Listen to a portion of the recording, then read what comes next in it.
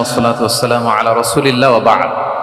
আমরা আল্লাহর দরবারে শুকরিয়া আদায় করছি যে আল্লাহ তাআলা আজকে আমাদেরকে এই এক নজরে কোরআন বইয়ের বুক লঞ্চিং সেরিমনিতে হোটেল শেরাটনের এই বলরুমে একত্রিত হওয়ার সুযোগ করে দিয়েছেন। আমরা পড়ছি আলহামদুলিল্লাহ। প্রতিশ্রুতিশীল প্রকাশনা সংস্থা সত্যায়ন প্রকাশনকে আমি অন্তরের অন্তঃস্থল থেকে মোবারকবাদ জানাতে চাই এরকম চমৎকার একটি প্রোগ্রামের আয়োজন করবার জন্য এবং দেশের প্রথিতযশা আলেমী দ্বীন শিক্ষাবিদ সবাইকে একটা প্ল্যাটফর্মে একত্রিত করবার জন্য। আজকের প্রোগ্রামে আপনারা যারা উপস্থিত হয়েছেন আমি আপনাদের সবাইকে অন্তরের অন্তঃস্থল থেকে শুভেচ্ছা জানাতে চাই। আজকের প্রোগ্রামে উপস্থিত হয়েছেন এদেশের প্রথিতযশা আলেমী দ্বীন শিক্ষাবিদ সাহিত্যিক কবি সামাজিক ধর্মীয় এবং রাজনৈতিক নেতৃবৃন্দ সহ পুরো সত্যায়নের টিম। আমি আপনাদের প্রত্যেককে আবারও আন্তরিক মোবারকবাদ এবং অভিনন্দন জানিয়ে শুরু করছি। প্রিয় সুধী, আল্লাহর দরবারে শুকরিয়া যে এরকম একটি বড় কাজ আমরা শেষ করতে পেরেছি। আল্লাহ তাআলা আল কোরআন আল কারীমকে তিনি গোটা বিশ্ববাসীর জন্য রিমাইন্ডার বা হেদায়েত করে প্রেরণ করেছেন। মুসলিম অমুসলিম নির্বিশেষে আমরা অনেক সময় এই ব্যাপারটিকে এভাবে প্রেজেন্ট করি না। আমাদের সবারই এভাবে প্রেজেন্ট করা দরকার যে এটা হচ্ছে কোরআনটা এমন একটা গ্রন্থ যেটা সবার জন্য, for the entire universe, for the entire human being. এবং এই কথাটা আল্লাহ খুব স্পষ্টভাবে বলেছেন যে এই কোরআন হচ্ছে যিকরা লিল আলামিন, এটা হচ্ছে reminder for the entire universe. সবার জন্য এখানে রিমাইন্ডার আছে, উপদেশ আছে, মুসলিম অমুসলিম নির্বিশেষে। এবং পাশাপাশি এই কিতাবটি সর্বশেষ আসমানি কিতাব আল কোরআন আল কারীম, এটি পৃথিবীর সবচাইতে, আমি প্রায় বলি যে সবচাইতে ইন্টারেক্টিভ একটা কিতাব, লাইফ ওরিয়েন্টেড একটা কিতাব, জীবন ঘনিষ্ঠ। এর চেয়ে বড় জীবন ঘনিষ্ঠ কিতাব আর হয় না।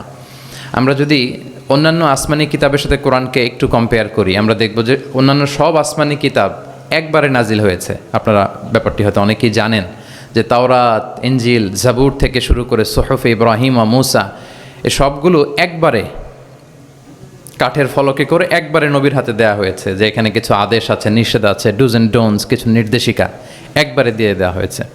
কিন্তু কোরআন হচ্ছে একেবারে ব্যতিক্রম, একবারে আসেনি, 23 বছরের একটা লং পিরিয়ড অফ টাইমে এসেছে। রাসূল সাল্লাল্লাহু আলাইহি ওয়াসাল্লাম ওনার জীবনে, সমাজে, পরিবারে, রাষ্ট্রীয় পরিমণ্ডলে যখনই কোনো সংকটের মুখোমুখি হয়েছেন তখনই সমাধান হয়ে হাজির হয়েছে কোরআন।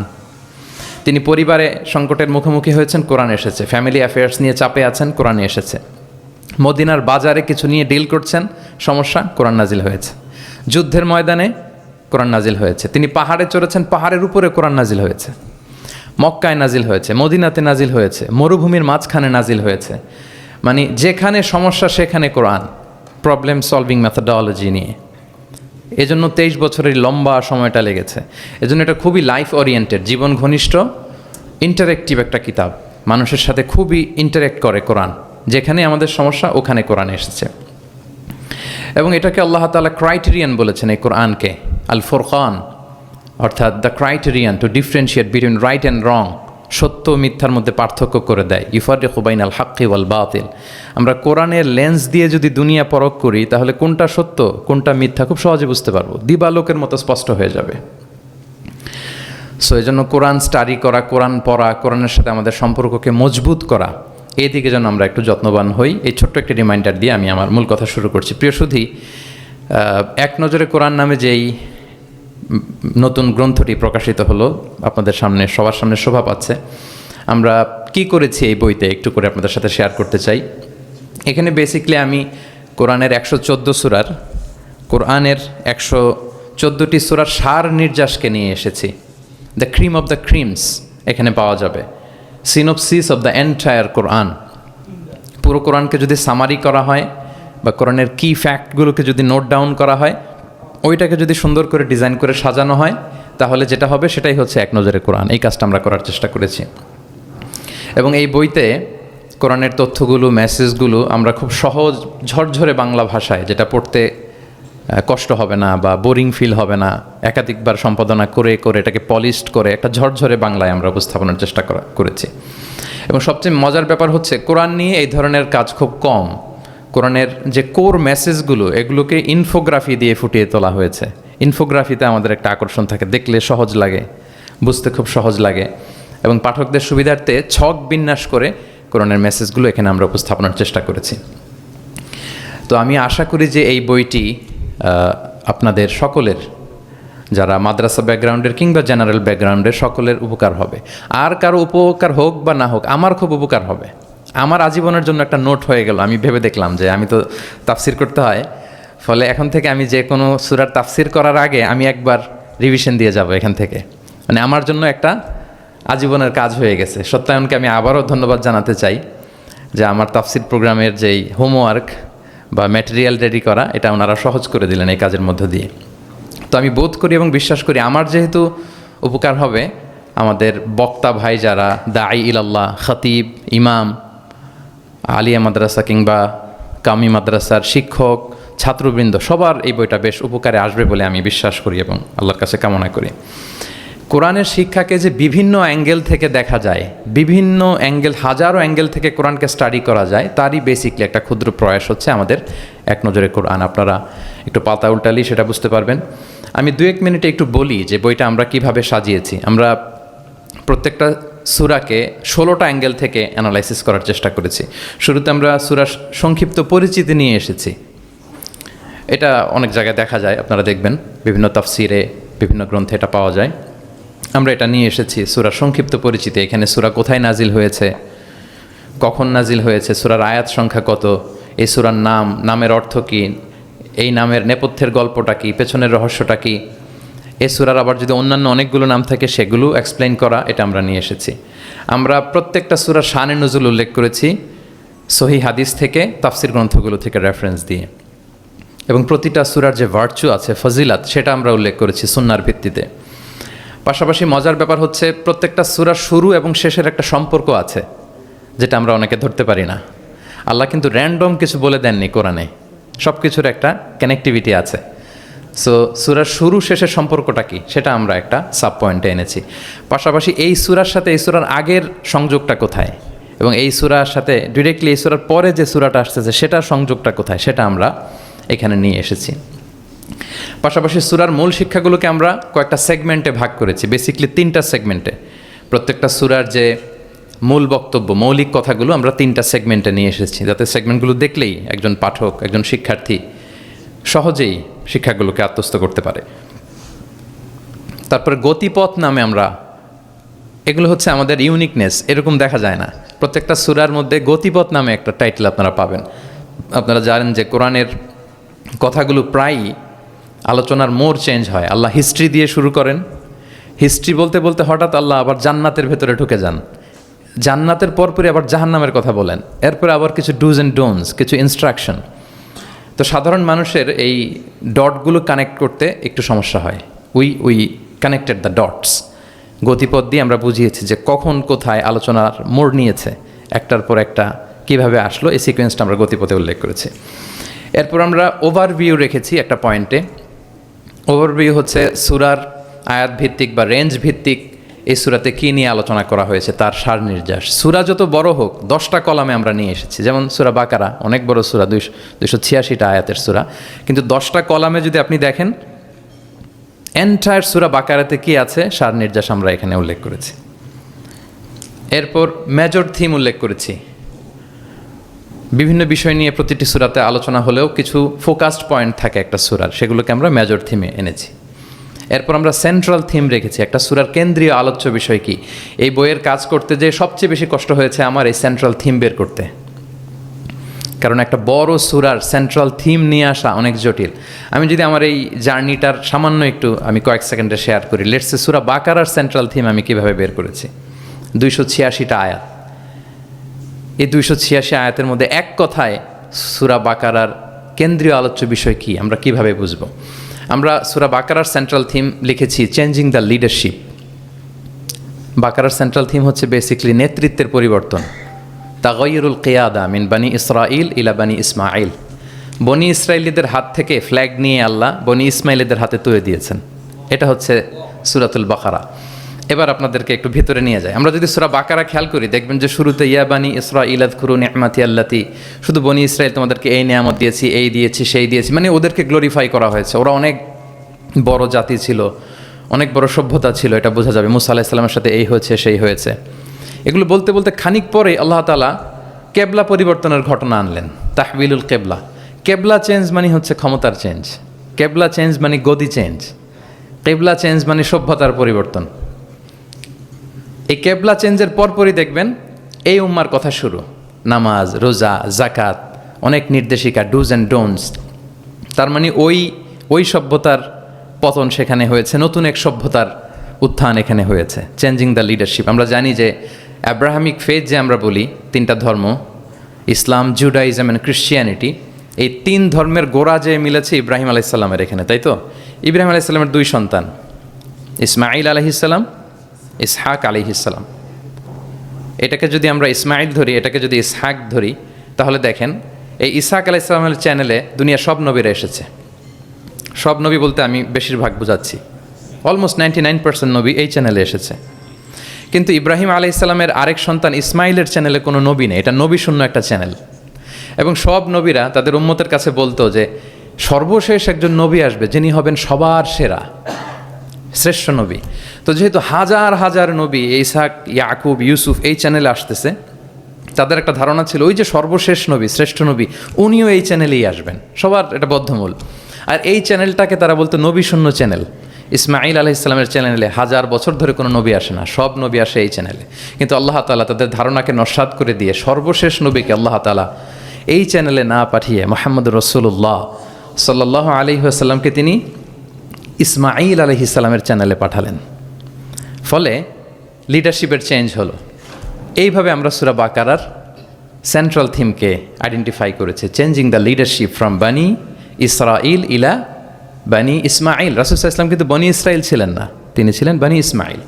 এভাবে আমরা সেন্ট্রাল থিম বের করেছি। কজ অ্যান্ড ইফেক্ট নামে একটা, এগুলো আপনারা সোশ্যাল সায়েন্সের বিভিন্ন বইতে পাবেন।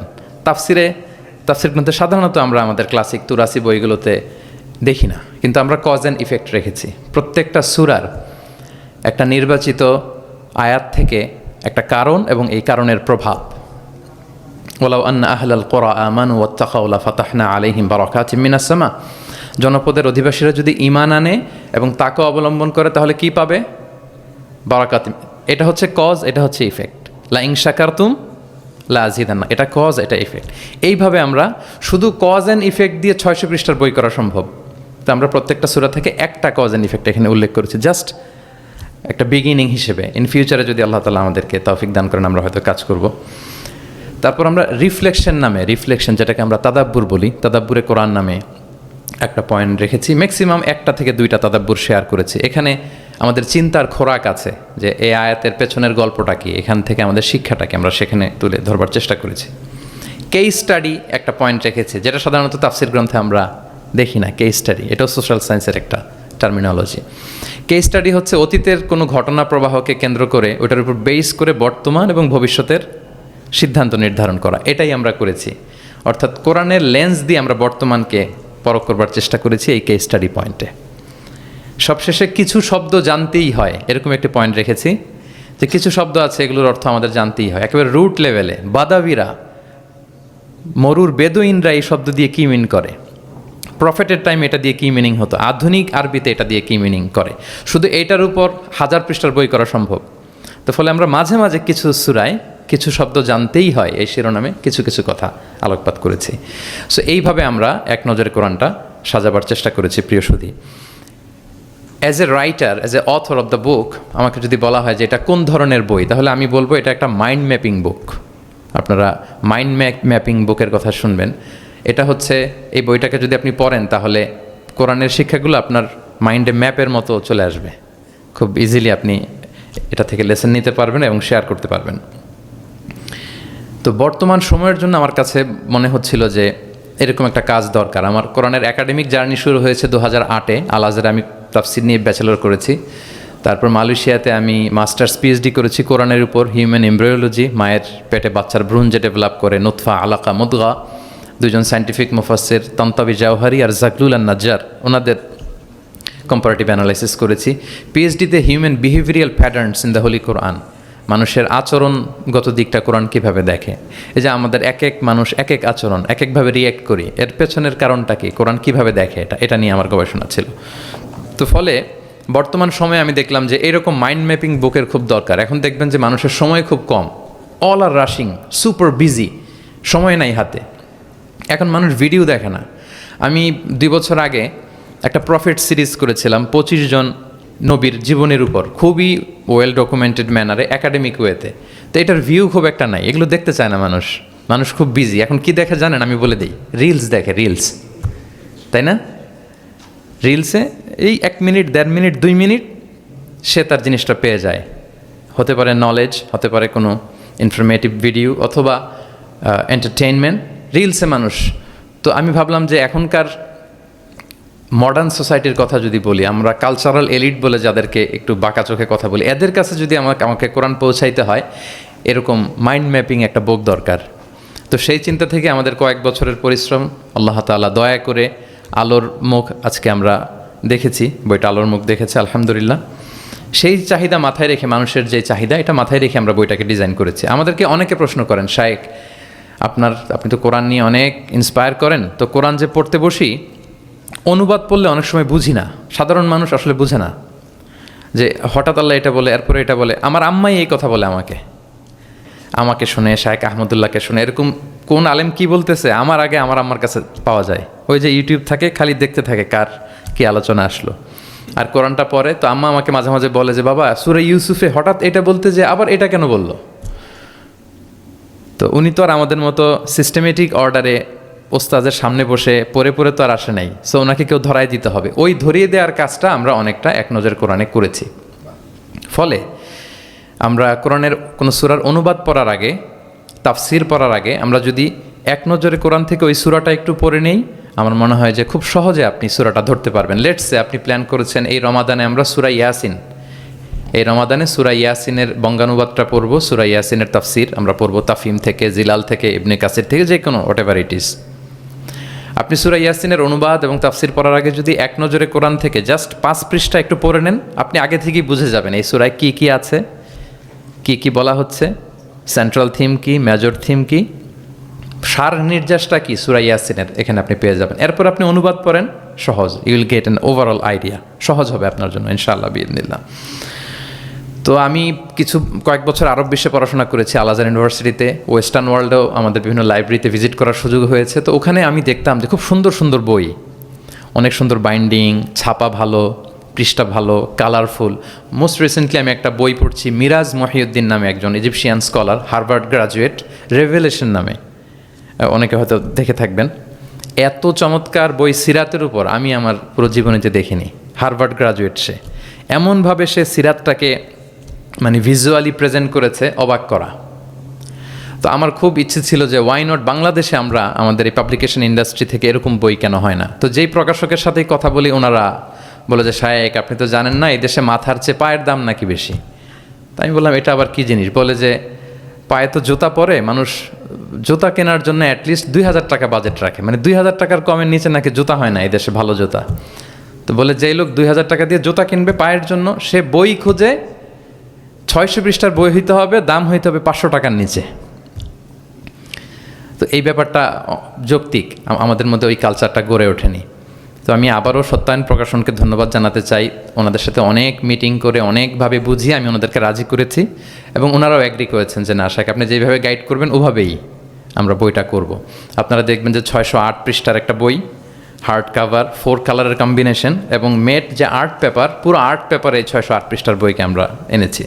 তো আমার কাছে মনে হয় যে মডার্ন সোসাইটিতে আমাদের ইসলামের দাওয়া বা মেসেজগুলো পৌঁছাতে হলে আমাদের স্ট্র্যাটেজি একটু পাল্টাতে হবে।